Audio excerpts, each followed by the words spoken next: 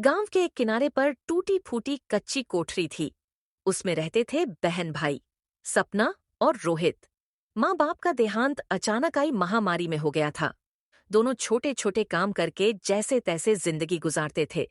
सपना भोली और दयालु थी, जबकि रोहित सख्त और जिम्मेदार।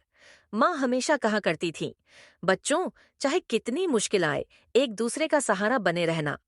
एक दिन सपना कुएं से पानी भरकर लौटी तो रोहित बोला, इतनी देर क्यों लगी?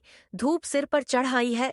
सपना मुस्कुराकर बोली, भैया, सीता काकी की बकरी कुएं के पास फंस गई थी, उसे निकाल रही थी। रोहित नाराज हो गया, तुझे हर किसी की मदद करनी है, चाहे घर का चूल्हा ठंडा रह जाए।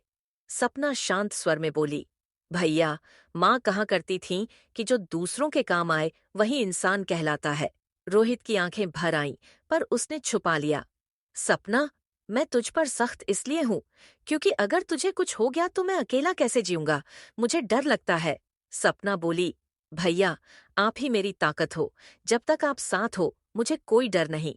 इसी बीच गांव के रास्ते से उनके ताऊ रामनाथ, ताई ललिता और बेटा अजय आ पहुंचे। रामनाथ बोला, बेटा, कैसी गुजर बसर हो रही है? देखो, अगर यह घर और जमीन हमें दे दो तो हम तुम्हें अपने पास रख लेंगे। ललिता बोली, हाँ, यह जमीन बेकार पड़ी है, तुम दोनों अकेले क्या कर लोगे?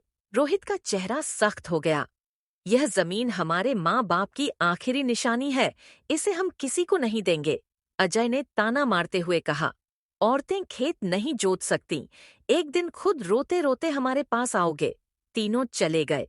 सपना यह सब सुनकर घबरा गई। भैया, क्या सच में वे हमारी जमीन छीन लेंगे? रोहित ने दृढ़ स्वर में कहा, जब तक मैं जिंदा हूं कोई हमारी जमीन नहीं ले सकता। कुछ दिन बाद दोनों ने खेत में मेहनत कर थोड़ी सब्जियां उगाई। सपना बोली, भैया, इन्हें बेचकर घर चलेगा? रोहित सोच में पड़ गया। कुछ दिन गुजारा हो जाएगा, पर उसके बाद? सपना ने कहा, मैं सिलाई कर लूंगी। रोहित बोला, नहीं, तू घर संभाल, मैं मजदूरी करूंगा।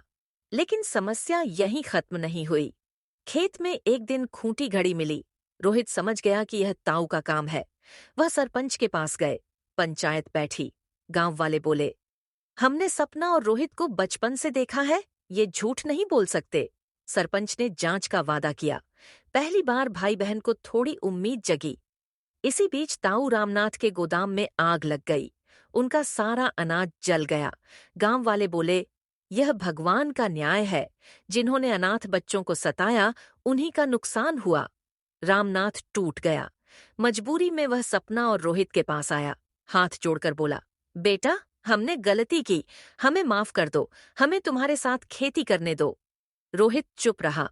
सपना ने कहा, भैया, माँ कहती थी माफी बहुत बड़ी जीत है, इन्हें माफ कर दीजिए। आखिर रोहित मान गया। परिवार फिर से साथ हो गया। गांव वाले बोले, देखो, जब हिम्मत और अच्छाई साथ हो तो बुराई हार ही जाती है।